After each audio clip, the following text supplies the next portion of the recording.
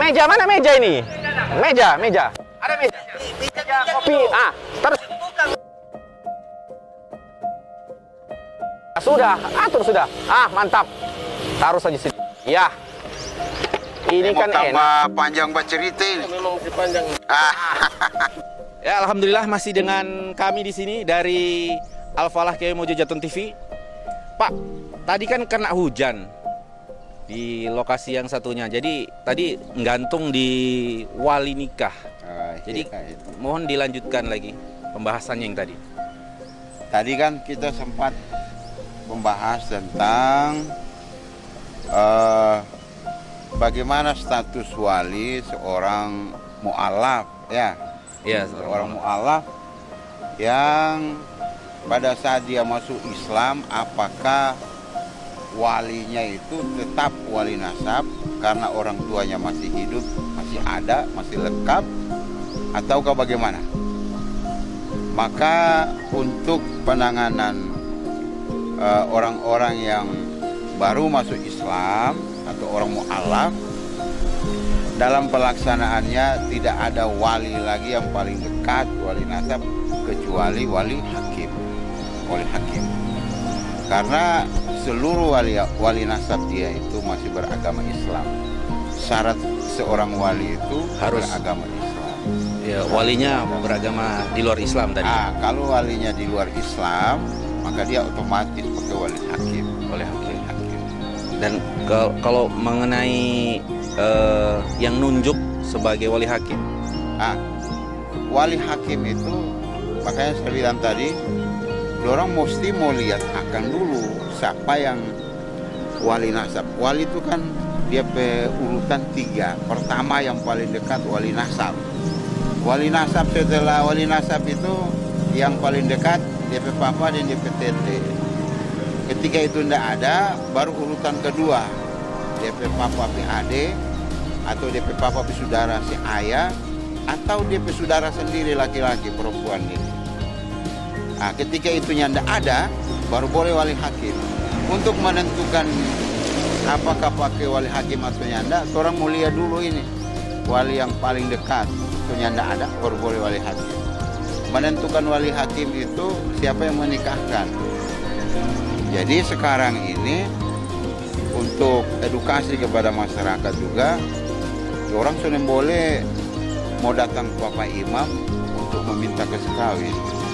Karena sekarang ada aturan yang tegas bahwa yang boleh menikahkan, yang boleh bertindak sebagai wali hakim itu cuma KUA. Jadi kalau besok-besok KUA keberatan ada orang lain yang itu bisa berakibat hukum lain, bisa mengarah kepada pelanggaran administrasi dan itu bisa ada sanksi. Jadi kalau orang mau menikah tanpa wali, boleh nggak, Pak? Boleh, sangat boleh. Kok bisa begitu?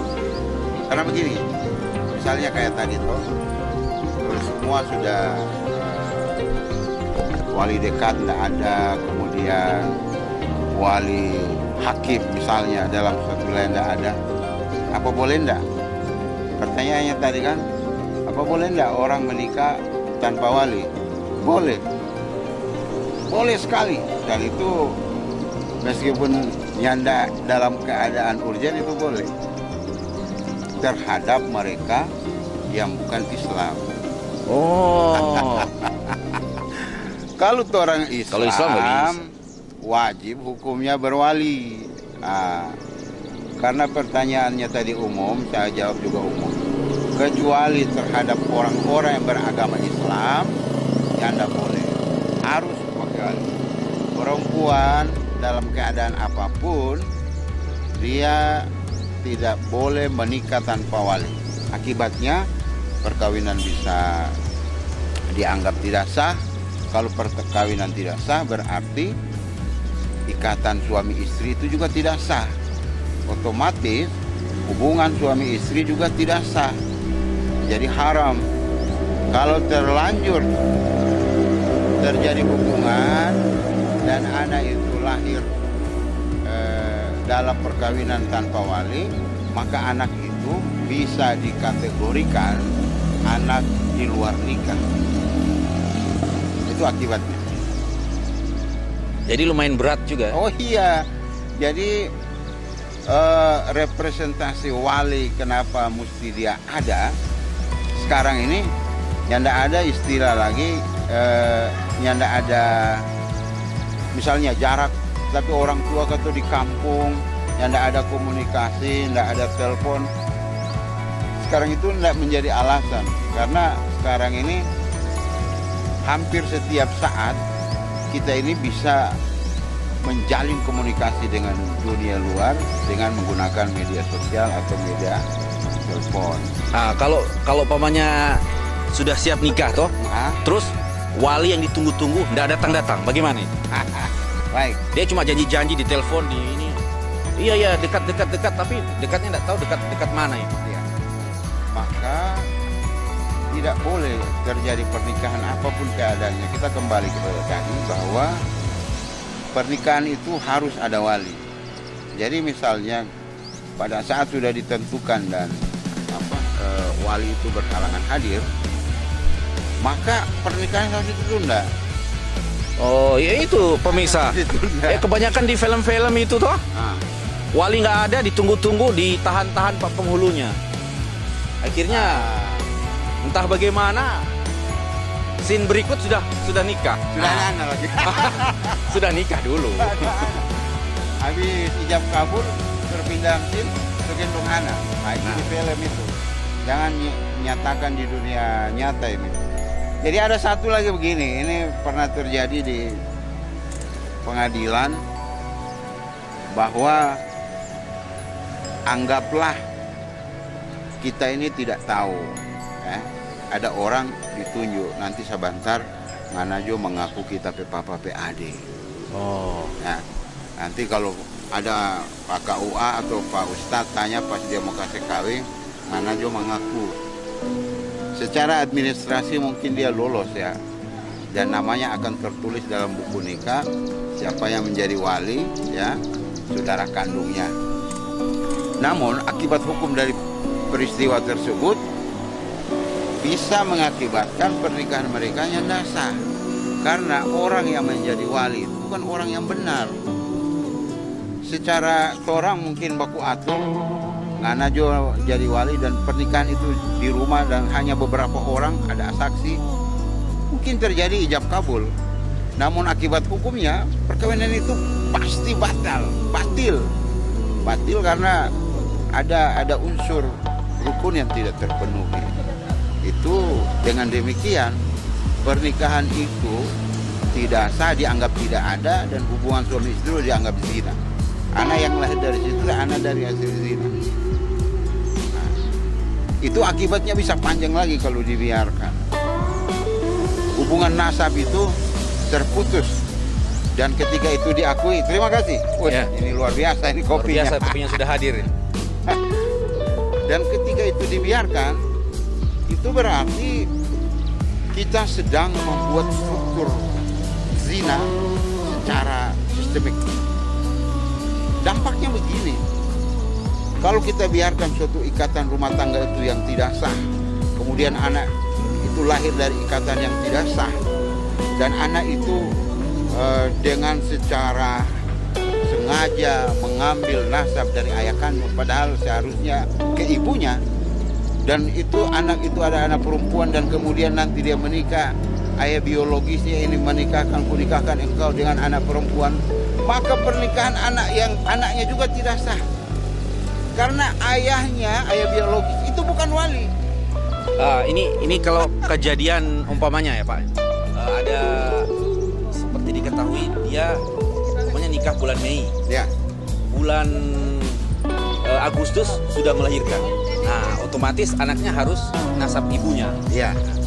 Kalau suatu saat anaknya ini akan menikah, tapi ayah yang ngotot mau menikahkan karena dia merasa anaknya anak kandung. Nah, itu gimana? Nah, ini sebagai kontrol daripada masyarakat, siapapun yang tahu keadaan sebenarnya harus bersuara. Ya. Kalau umpamanya dia sudah umpamanya dia sudah pindah ke kota lain gitu, terus masyarakat dan di sekitar situ nggak ada yang tahu asal usulnya itu gimana? Itu beda keadaan. Kita kembali ke ayahnya yang ngotot. Ya, yang ngotot. Ayah ngotot. Nah ini tapi anak. Ini hasil perkawinan dengan istri saya. Nah, maka harus ada orang di masyarakat itu harus memberikan dia teguran, mengingatkan bahwa karena anak ini lahir setelah lahir dulu atau terjadi hubungan suami istri dulu, hamil dulu baru kalian menikah, maka dalam hukum fikih ayah dari anak ini, nasab dari ayah anak ini tidak boleh dinisbatkan atau diikutkan ke ayah biologisnya, tapi ke ibunya. Ya, kenapa? Karena terjadinya pembuahan anak ini dalam perut ibunya itu sebelum akad. Jadi sesuatu dianggap halal itu harus setelah akad. Akadnya sah, ijab kabulnya sah, baru hubungan suami istri dianggap sah. Ketika misalnya dia akui, maka misalnya setelah diingatkan, anak itu nasab dalam syariat Islam bukan anak yang harus jadi wali, tapi harus wali hakim karena ini anak DP nasab harus ke ibu. Kemudian tetap paksa, maka sudah gugurlah orang-orang atau kita orang beriman karena sudah berusaha mengingatkan dia. Bukan berarti sampai terjadi tindakan fisik dan sebagainya. Kita berusaha mengingatkan, tapi ketika itu terus dipaksakan, itu sudah lepas tanggung jawab kita. Kembali kepada yang kedua tadi, bahwa kalau seandainya dia sudah pindah kampung, terus orang di sekitar nggak ada yang mengingatkan. Oke. Dia sudah pindah kampung dan tidak ditahu lagi. Iya, orang-orang di sekitar tidak tahu asal usul anak ini. Oke. Maka itu sama, kalau kita tidak tahu, maka tetap orang mau kejar dulu. Ngana papa di mana, ngana kalau tesu sebatang kara di sini, tesu tahu tapi orang tua kita hidup. Jadi misalnya intinya tidak ditahu silsilah anak ini, ayah kandungnya tidak tahu, keluarganya tidak tahu, maka tempuh terakhir wali hakim. Jalan terakhir wali hakim. Intinya dia tidak boleh nyanda ada wali. Dan ketika seseorang itu ditunjuk menjadi wali, pastikan bahwa kategori wali nasab, wali yang paling dekat, wali yang paling berhak itu sudah tidak ada, baru yang terakhir adalah wali. Nah, ini kembali lagi ke tadi yang nasab anaknya itu ke ibunya. Nah. Terus si anak perempuan ini menikah dengan pria tapi di kota yang jauh, sudah pindah gitu. Terus bapaknya ini ngotot menikahkan dia, tapi di kota tersebut sudah tidak ada lagi. Itu gimana? Maka status keadaannya sama, bahwa kalau itu anak di luar nikah, anak hasil perbuatan zina misalnya, sudah diketahui publik bahwa anak ini lahir tanpa